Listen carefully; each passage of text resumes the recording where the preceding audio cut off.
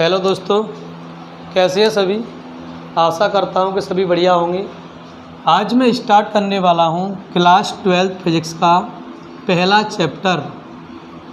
Class 12 physics का पहला chapter. तो सबसे पहले हम जान लेते हैं कि फिज़िक्स शब्द की उत्पत्ति कैसे हुई, यानी कि भौतिक विज्ञान। भौतिक विज्ञान। फिजिक्स शब्द की उत्पत्ति ग्रीक भाषा के शब्द, ग्रीक भाषा का एक शब्द है फ्यूसिस। ग्रीक भाषा के शब्द फ्यूसिस से हुई है। इस फ्यूसिस का मतलब होता है नेचर। नेचर और नेचर यानी कि प्रकृति। नेचर मतलब क्या होता है? प्रकृति। तो इसकी डेफिनेशन बन जाएगी भौतिक विज्ञान की, विज्ञान की ऐसी शाखा जिसके अंतर्गत प्रकृति में होने वाली उन सभी प्राकृतिक घटनाओं का अध्ययन किया जाता है, उसे हम क्या बोलते हैं? फिजिक्स बोलते हैं, यानी कि भौतिक विज्ञान बोलते हैं। विज्ञान की ऐसी शाखा जिसके अंतर्गत प्रकृति में होने वाली प्राकृतिक घटनाओं का अध्ययन करते हैं, उसे हम क्या बोलते हैं? फिजिक्स बोलते हैं, यानी कि भौतिक विज्ञान बोलते हैं। फिजिक्स को दो भागों में बांटा गया है। फिजिक्स को दो भागों में बांटा गया है। पहला है चिरसम्मत भौतिकी, चिरसम्मत भौतिकी, और दूसरी है आधुनिक भौतिकी, आधुनिक भौतिकी। चिरसम्मत भौतिकी मतलब यानी कि एंशिएंट फिजिक्स, और आधुनिक भौतिकी यानी कि मॉडर्न फिजिक्स। अब चिर का मतलब होता है पुराना, नाम से पता लग रहा है। चिर मतलब क्या होता है? पुराना, यानी कि पुरानी भौतिकी, पुरानी फिजिक्स। और ये आधुनिक मतलब क्या होता है? नया, यानी कि आधुनिक भौतिकी। तो सबसे पहले चिरसम्मत भौतिकी यानी कि सन 1900 से पहले की फिजिक्स होती थी, उस फिजिक्स को हम बोलते हैं चिरसम्मत भौतिकी। उसके बाद सन 1900 से बाद की फिजिक्स को, सन 1900 से बाद की फिजिक्स को बोला जाता है आधुनिक भौतिकी, यानी कि मॉडर्न फिजिक्स बोला जाता है। चिरसम्मत भौतिकी के पिता सर आइजैक न्यूटन को कहा जाता है। सर आइजैक न्यूटन को चिरसम्मत भौतिकी का पिता कहने का श्रेय दिया जाता है। उसके बाद आधुनिक भौतिकी के जो पिता हैं, फादर ऑफ मॉडर्न फिजिक्स, इसके पिता हैं अल्बर्ट आइंस्टीन। अल्बर्ट आइंस्टीन को आधुनिक भौतिकी के पिता कहा जाता है। तो ये दो तरह की फिजिक्स होती है, एक चिरसम्मत भौतिकी और एक होती है आधुनिक भौतिकी। चिरसम्मत भौतिकी यानी कि जो गति है, बल है, ये सारे बल के नियम है, न्यूटन के नियम है, प्रथम द्वितीय तृतीय नियम, इन सारी चीज़ों को इसमें पढ़ेंगे चिरसम्मत भौतिकी में, जिनका कभी बदलाव नहीं होता है, ऐसी की ऐसी रहती हैं, कभी बदलाव नहीं होता है, ऐसी चीज़ों को बोलता जाता है चिरसम्मत भौतिकी फिजिक्स के अंतर्गत आती हैं। और जिनका दिन प्रतिदिन बदलाव होते जा रहा है, एक चीज़ से नए नए आविष्कार होते जा रहे हैं रेगुलर, तो ऐसी फिजिक्स को हम आधुनिक भौतिकी बोलते हैं। तो इसके बाद अपन स्टार्ट करने जा रहे थे, पहली इकाई है अपनी विद्युत। विद्युत अपनी पहली इकाई है। विद्युत के बारे में अपन लोग आज पढ़ेंगे। तो पहली यूनिट का नाम है विद्युत। यूनिट फर्स्ट है विद्युत पढ़ेंगे। विद्युत क्या होती है? देखिए, पूरी फिजिक्स में अपने पास में 10 इकाई हैं। 10 इकाई में से हर यूनिट में 2-2, 3-3 चैप्टर हैं। किसी में 2 चैप्टर हैं, किसी में 3 चैप्टर हैं। तो सारे चैप्टरों को अपन चैप्टर बाई चैप्टर क्लियर करते चलेंगे। विद्युत, इलेक्ट्रिसिटी, यानी कि बिजली क्या होती है, विद्युत क्या होती है? तो ऊर्जा की वह मात्रा जिसके कारण किसी भी पदार्थ में हल्की से हल्की वस्तुओं को आकर्षित करने का जो गुण पाया जाता है, उसे हम क्या कहते हैं? विद्युत कहते हैं। विद्युत शब्द की जो उत्पत्ति हुई है वो एक ग्रीक लैटिन भाषा का शब्द है अम्बर, उस शब्द से हुई है। अब विद्युत 2 तरह की होती है। एक तो होती है स्थिर विद्युत, स्थिर विद्युत, और एक होती है गति विद्युत। गति विद्युत। स्थिर विद्युत क्या होती है? किसी भी पदार्थ में ऊर्जा की ऐसी मात्रा जिससे किसी भी पदार्थ में विद्युत को स्थिर रखा जाए, अर्थात गति नहीं कराई जाए, उसे हम बोलते हैं स्थिर विद्युत कहा जाता है। इसी प्रकार से गति विद्युत, तो किसी भी पदार्थ में विद्युत को स्थिर नहीं रखेंगे अपन लोग, क्या कराएंगे, उसको गति कराएंगे, यानी कि धारा बहेगी, इसलिए उसे धारा विद्युत भी कहते हैं। तो ऊर्जा की वह मात्रा जिसके कारण किसी भी पदार्थ में विद्युत को स्थिर नहीं रखा जाए, अर्थात गति कराई जाए, ऐसी विद्युत को हम गति विद्युत कहते हैं या फिर धारा विद्युत कहते हैं। धारा विद्युत हमारी पहली इकाई है विद्युत, यानी कि स्थिर विद्युत अपनी पहली यूनिट है। इसमें हम 3 चैप्टर दिए गए हैं अपनी फिजिक्स में। पहला चैप्टर का नाम है आवेश। पहले चैप्टर का नाम क्या है, आवेश। जो दूसरा चैप्टर है इसका नाम है भैया विभव, और जो तीसरा चैप्टर है इसका नाम है धारिता। इस तरह से हमारी पहली इकाई में 3 चैप्टर दिए हैं। पहला आवेश है, यानी कि विद्युत आवेश है, दूसरा विद्युत विभव है, और तीसरा विद्युत धारिता है। हम पहला चैप्टर पढ़ेंगे विद्युत आवेश। विद्युत आवेश क्या होता है, इसका मात्रक क्या होता है, कैसी राशि होती है, किस तरह से आवेश को विभाजित किया गया है, आवेश शब्द की उत्पत्ति कैसे हुई है, आवेशों का वर्गीकरण कितने प्रकार से किया गया है, किसने वर्गीकरण किया है, इन सारी चीज़ों को अपन इसके अंदर अंतर्गत पढ़ेंगे, पूरे पाठ के अंतर्गत। तो देखिए हम स्टार्ट कर रहे हैं चैप्टर फर्स्ट। हम पहला पार्ट स्टार्ट कर रहे हैं, पहला चैप्टर स्टार्ट कर रहे हैं विद्युत आवेश। Electric charge.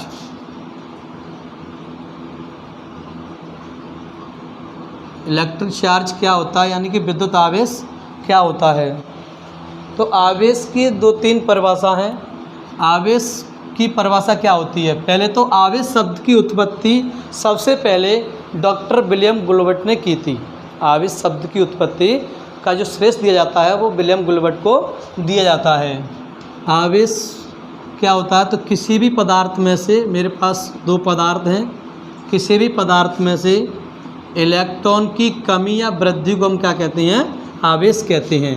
या फिर इलेक्ट्रॉन के, किसी पदार्थ में इलेक्ट्रॉन के आदान प्रदान होने की जो घटना होती है उससे हम क्या बोलते हैं, विद्युत आवेश कहते हैं। जिस तरह से मेरे पास ये 2 पदार्थ हैं, इलेक्ट्रॉन हैं, इलेक्ट्रॉन भरे हुए हैं पदार्थ में, ये 10 इलेक्ट्रॉन हैं, 2, 4, 6, 8 और 10। ऐसे इस पदार्थ में भी कितने हैं, 10 इलेक्ट्रॉन हैं। इस पदार्थ में भी 10 इलेक्ट्रॉन हैं। इस पदार्थ से एक इलेक्ट्रॉन यहाँ से गया और यहाँ पहुँच गया। इस पदार्थ में कितने इलेक्ट्रॉन हो गए, 2 हो गए इस वस्तु में। तो यहाँ कितने बच गए भैया, 9 इलेक्ट्रॉन बच गए। ऐसे ही यहाँ से इलेक्ट्रॉन यहाँ पहुँच गया, यहाँ 12 इलेक्ट्रॉन हो गए, यहाँ कितने बच गए, आओ 8 इलेक्ट्रॉन बच गए। तो यहाँ पर कहीं ना कहीं इलेक्ट्रॉन की कमी हो रही है इस पदार्थ में, और यहाँ पर इलेक्ट्रॉन की क्या हो रही है, वृद्धि हो रही है। तो किसी भी पदार्थ में से इलेक्ट्रॉन की कमी या फिर वृद्धि को हम क्या कहते हैं, आवेश कहते हैं। ये एक ही पदार्थ में से नहीं होगी, किसी भी पदार्थ में से किसी भी पदार्थ की ओर ये इलेक्ट्रॉन गति कर सकते हैं। ऐसा नहीं कि इस पदार्थ से केवल इस पदार्थ में जाएं, यहाँ से इलेक्ट्रॉन इस पदार्थ की ओर भी गति कर सकते हैं। तो ये आवेश की परिभाषा है 2 तरह से। आवेश की पहली डेफिनेशन क्या होती है, किसी भी पदार्थ में इलेक्ट्रॉन के आदान प्रदान को हम क्या कहते हैं, आवेश कहते हैं। या फिर किसी भी पदार्थ में से इलेक्ट्रॉन की कमी या फिर वृद्धि को हम क्या कहते हैं, आवेश कहते हैं। आवेश 2 प्रकार का होता है। आवेश हमेशा क्या प्रकार का होता है, 2 प्रकार का होता है आवेश।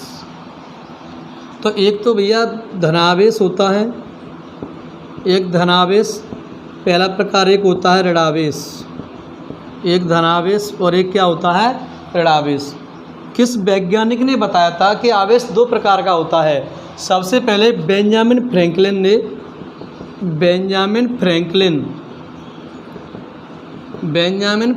ने बताया था कि आवेश 2 प्रकार का होता है, यानी कि आवेशों का वर्गीकरण वैज्ञानिक फ्रैंकलिन ने किया था। नंबर 1 धनावेश, नंबर 2 क्या होता है, ऋणावेश।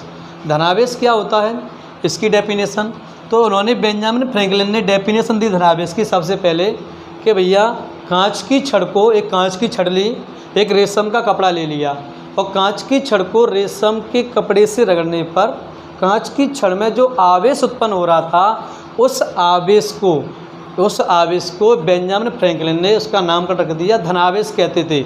और सबसे पहले सर्वप्रथम इसे कांचाम आवेश कहा गया। कौन सा आवेश कहा गया? कांचाम आवेश कहा गया। कांचाम आवेश क्यों कहते थे? क्योंकि इसे सबसे पहले कांच की छड़ से रगड़ा था रेशम के कपड़े को, इसका नाम कांचाम आवेश दिया गया था। बाद में धनावेश और अब इंग्लिश में पॉजिटिव अपन लोग कहने लगे हैं। तो धनावेश क्या होता है? कांच की छड़ को रेशम के कपड़े से रगड़ने पर कांच की छड़ में जो आवेश उत्पन्न होता है उस आवेश को हम क्या बोलते हैं? धनावेश बोलते हैं। सर्वप्रथम इसे कांचाम आवेश कहा गया। इसी तरह से ऋणावेश। ऋणावेश क्या होता है? एवोनाइट की छड़ को बिल्ली की खाल से अपन फिजिक्स की भाषा में फर भी बोलते हैं। क्या बोलते हैं? फर। तो एवोनाइट की छड़ को बिल्ली की खाल या फर से रगड़ने पर एवोनाइट की छड़ में जो आवेश उत्पन्न होता है उस आवेश को हम बोलते हैं ऋणावेश। और सबसे पहले इसे रेजनी आवेश कहा गया। कौन सा आवेश कहा गया? रेजनी आवेश सबसे पहले इसे कहा गया, रेजनी आवेश। ये आवेशों का प्रकार हो गया। इसके बाद में आवेश कैसी राशि है? तो आवेश एक अदिश राशि होती है।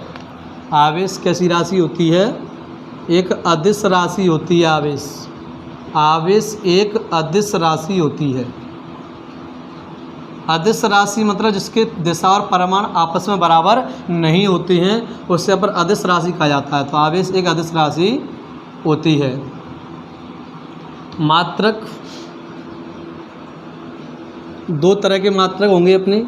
एक तो होता है एसआई मात्रक और दूसरे प्रकार का है सीजीएस मात्रक।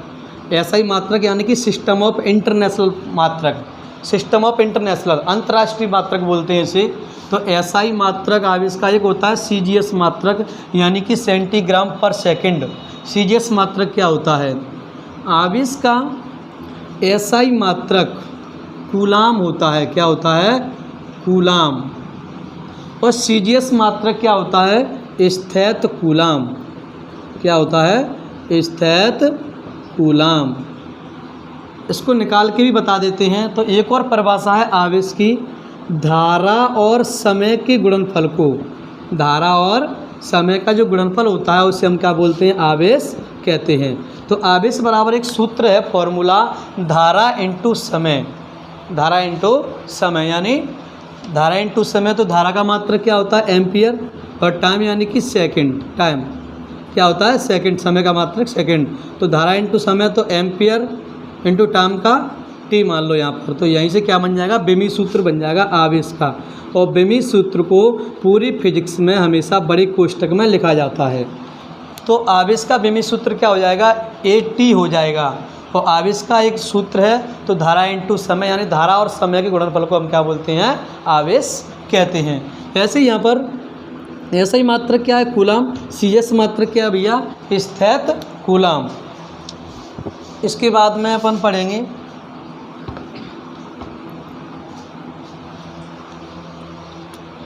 कि समान प्रकार के